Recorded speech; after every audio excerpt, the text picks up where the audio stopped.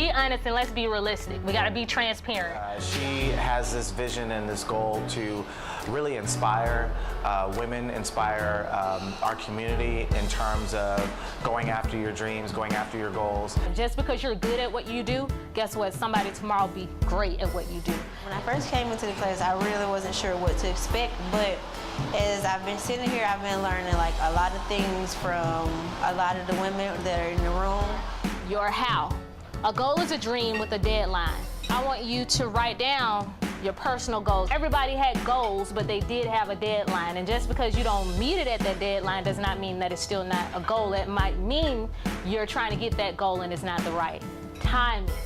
I'm constantly striving to obtain and achieve more and better for my life. So I have many goals. Like Courtney, I write stuff down, I create vision boards, I surround myself with people who are doing better than me because I'm constantly striving to achieve more. People will pay for it because your strength is someone else's weakness.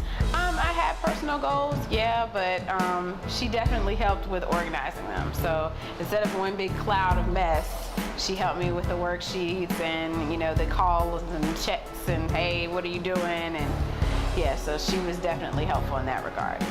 The class is going extremely well. It's actually making me sit and really think about where do I want to take my business? How do I want to expand my brand? How do I want to increase marketing and things of that nature? So this is a very, very good course. Because if you want your why to manifest, if you want your epic day to manifest, everything that we're doing is building upon one another. You said this is what you want your epic day to look like. How is your epic day going to look like that if you don't have a plan for it?